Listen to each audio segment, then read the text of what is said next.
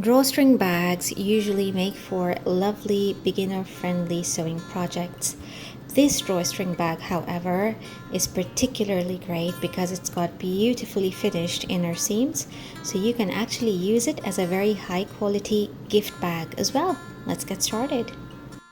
For this project, you will need 2 pieces of fabric of the exact same size, a length of string, a safety pin, a high-quality matching thread, and a ruler. I'm going to start by neatly stacking the fabrics one on top of the other, and then I'll make a mark 2 inches down from one narrow edge. And I'm going to repeat this with both the fabrics. There's a pen mark, and now I'm going to stack the fabrics with the wrong sides facing each other and the good sides facing out. And now, starting at one pen mark, I'm going to sew a straight stitch all the way down and on 3 sides, and I'll finish at the second pen mark. Hi everyone, welcome to Ooni Crafts. If you are a crafter who owns a mini sewing machine, and if you like helping your planet as well, you've come to the right place, because Ooni Crafts is a craft and home improvement channel committed to donating a percentage of all ad revenue to charities of your choice. For more details, please click on the About section of Ooni Crafts and check out the channel banner for all the charities that you have helped raise money for. Now, just to keep the fabrics from shifting, I have clipped them together, and I am using my mini sewing machine as always. To begin with, I do a reverse kangaroo hop stitch that you can find how to do in this video up here, and then I continue straight down. When I reach a corner, I leave the needle in the fabric, swivel the project around by 90 degrees, and then continue to sew. And again, when I reach the second pen mark, I shall lock the stitches by doing one more reverse kangaroo hop. Now we are going to give all the seams a nice steam press at the ironing board, just so the thread nestles nicely within the fabric. And then we're going to do a spot of clipping. First, we're going to clip the 2 corners just beyond the stitch line. Then I'm going to snip those little pen marks which were 2 inches below one end, and I'm carefully going to snip into them just beyond the stitch line again. Finally, I'm going to snip away a few millimeters of fabric just beyond the stitch line on all 3 sides of the bag, and this will give us some lovely French seams when we flip the bag inside out. Now I'm simply going to reach in through that opening and flip the whole project inside out and poke the corners out into nice sharp points using maybe the tip of scissors or a stylus or a pencil. Now we'll give the whole project another press with a steam iron, rolling the seams between my fingers so that I get right to the very edge of the seams. Now that's the point where the pen marks used to be.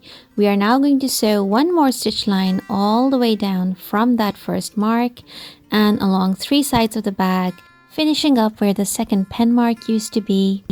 And in this way we will catch and conceal the raw edges of the project completely.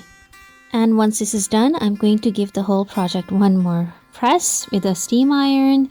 I know we're doing a lot of ironing, but it is in fact what gives our project a nice crisp finish, which makes it look professionally finished. Now, this is a point where you need to pay attention. Look closely here. This is the edge of the fabric where the 2-inch mark used to be. And that little bit of fabric beyond the 2-inch mark, that bit of the edge, we are going to fold onto the wrong side now. So while the entire project is actually facing the other side, these little edges are facing the wrong side of the fabric, okay? And this is where we're going to make our channel for the drawstring.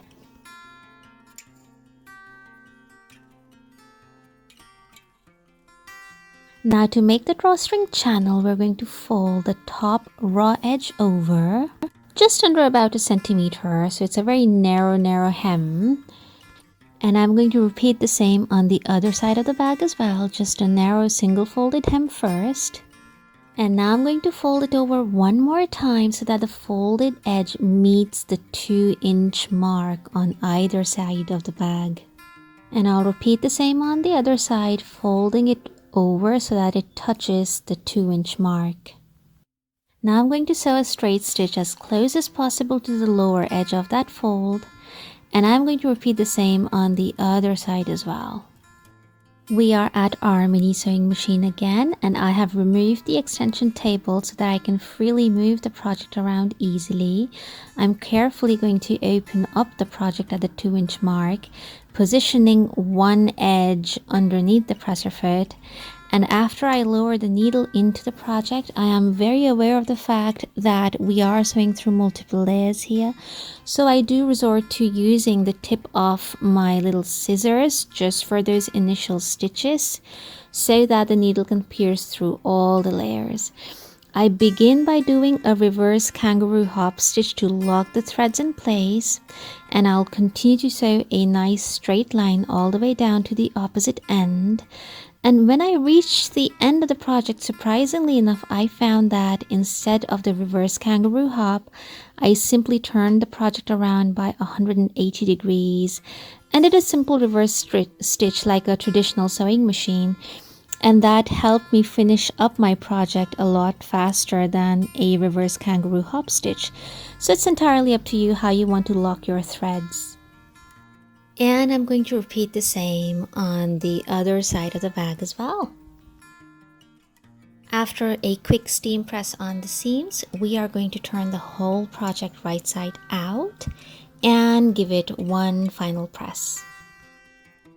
Now I'm going to take the safety pin and string and just slide one end of the string through the safety pin and insert the safety pin through one opening of that channel that we have just created. And I'm going to scrunch the fabric and slide the safety pin all the way through the channel. And once the safety pin emerges out from the other end, I'm going to keep going and slide it one more time on the other side of the bag through the second channel and continue to scrunch the fabric up all the way until the safety pin emerges again right next to where we had originally inserted it. And then I'm going to do a tight knot at the end.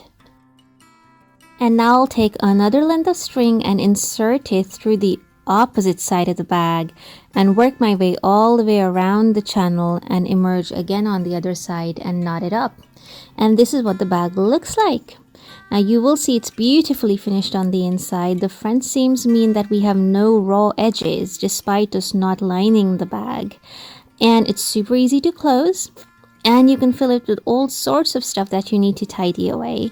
Super easy to open as well, and it looks beautiful because our fabric is so lovely. Now little Miss S is going to demonstrate to you how the bag works because she likes stuffing hers full of toys.